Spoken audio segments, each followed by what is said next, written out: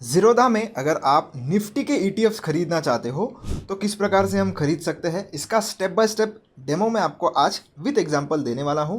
साथ ही साथ मैं आपको ये भी बताऊंगा कि कौन से फैक्टर्स का आपको ध्यान देना है कोई भी ईटीएफ चूज़ करते वक्त, और कितने चार्जेस आपको लगते हैं अगर आप ईटीएफ बाय करना चाहते हो। तो दोस्तों, सबसे पहले जैसे ही आप लॉगिन कर लेते हो, आपको ऊपर की तरफ सर्च बार देखने के लिए मिलता है, उसके ऊपर आप क्लिक कर दीजिए। क्लिक करने के बाद ये जो ईटीएफ आपको ऊपर की तरफ देखने के लिए मिलेगा उसको सेलेक्ट कर लीजिए। अब जैसे ही आप सेलेक्ट कर लेते हो, आपको ऊपर की तरफ सर्च बार में टाइप कर देना है निफ्टी। अगर आपको कोई और इंडेक्स खरीदना है तो वो उसका भी नाम आप टाइप कर सकते हो। तो जैसे मैंने निफ्टी टाइप किया, आप देख सकते हो कुछ इतने ईटीएफ मेरे सामने आ गए हैं। अब इसमें निफ्टी 100 है, आईसीआईसीआई प्रूडेंशियल का एक निफ्टी 100 का ईटीएफ है, एक कोटक का है, कोटक का एक निफ्टी 100 है, फिर डीएसपी एएमसी का एक निफ्टी 50 है। तो आप इधर ये देख सकते हो।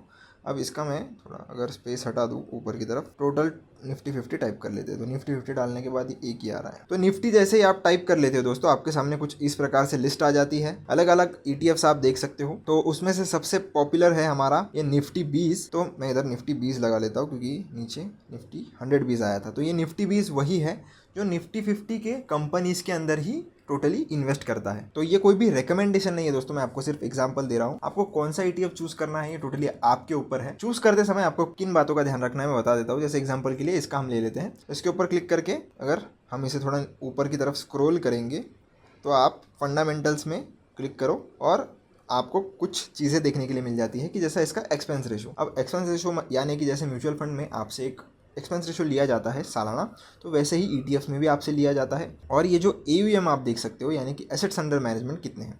तो जब कभी भी आप कोई ईटीएफ चूज़ कर रहे हो, ध्यान रखिए कि उसका एक्सपेंस रेशो कम रहना चाहिए और एयूएम जो है वो थोड़ा अच्छा खासा होना चाहिए, वरना आपको लिक्विडिटी इश्यूज आ सकते हैं। एक्सपेंस रेशो कम होना चाहिए, पर उसी के साथ साथ एसेट्स अंडर मैनेजमेंट भी आपको देखना चाहिए और वो परफॉर्म कितना कर रहा है, ट्रैकिंग एरर वगैरह उसका कितना है। ट्रैकिंग एरर कैसे देखना है वो भी मैं आपको बता देता हूँ। आपको क्या करना है, सिंपली ये पीयर्स वाले सेक्शन में जाना है।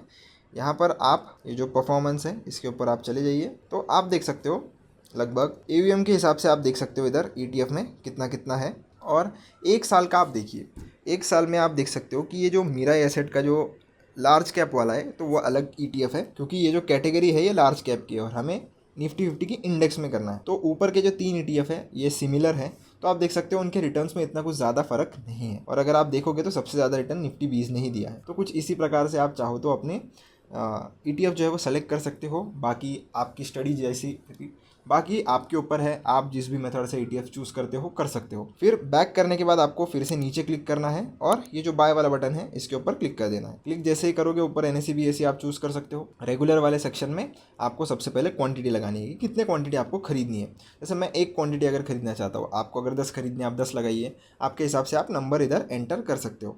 नंबर एंटर करने के बाद ऑर्डर मार्केट लगानी है, लिमिट अगर आपको लगानी है तो इसके ऊपर क्लिक कर दीजिए। क्लिक करने के बाद ये जो लिमिट है यहाँ पर आप प्राइस लगा सकते हो। जैसे 259.19 का इसका प्राइस चल रहा है, आपको लगता है मैं 258 रुपीज़ में इसे खरीद सकता हूँ, तो आप कम वाला प्राइस यहाँ पर लगा सकते हो। अगर आज के दिन में वो प्राइस आ जाता है मार्केट में तो आपका ऑर्डर उसी प्राइस पर एग्जीक्यूट कर दिया जाएगा जो आप इधर एंटर करोगे। अगर नहीं आता है तो फिर order automatically end of the day cancel भी हो जाता है।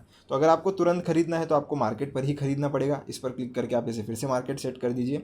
इधर आपको लॉन्ग टर्म सेट करना है, इंट्राडे बिल्कुल भी नहीं सेट करना है। इसके बाद आपको नीचे जो एरो है ये देखने के लिए मिलेगा। इसके ऊपर जैसे आप क्लिक करेंगे आपको कितना फाइनल अमाउंट देना है वो देखने के लिए मिल जाएगा। अगर आप क्वांटिटी बड़ी करते हो तो ये अमाउंट उस हिसाब से चेंज भी हो जाता है। जैसे ही आप स्वाइप टू बाय जो है इसको राइट स्वाइप कर दोगे, आप देख सकते हो आपको कंप्लीटेड लिखा हुआ आ रहा है। क्लोज पर क्लिक कर दीजिए, बैक कर दीजिए इसको और पोर्टफोलियो में जैसे ही आप आ जाते हो आपको आना है आपके पोजीशंस वाले सेक्शन में। पोजीशंस में आपको देखने के लिए मिल जाता है ये जो निफ्टी 20 हमने बाय किया है वो आप देख सकते हो। आपको ये होल्डिंग सीएनसी में शो करेगा। आपको पोजीशन में पूरा एक दिन ये शो करता है, तो आपको इसको बिल्कुल भी एग्जिट वगैरह नहीं करना है, बिल्कुल छेड़ना नहीं है इसको।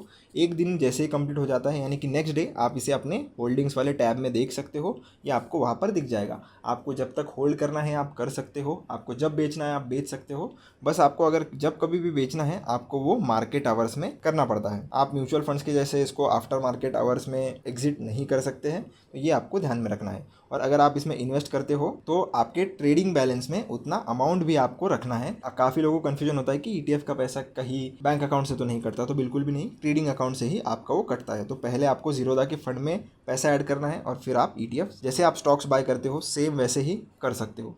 आशा करता हूँ आपको सारी चीज़ें समझ में आ गई होगी कि निफ्टी ETF हम कैसे खरीद सकते हैं। अगर फिर भी आपको कोई डाउट आता है तो कमेंट सेक्शन में पूछ लेना।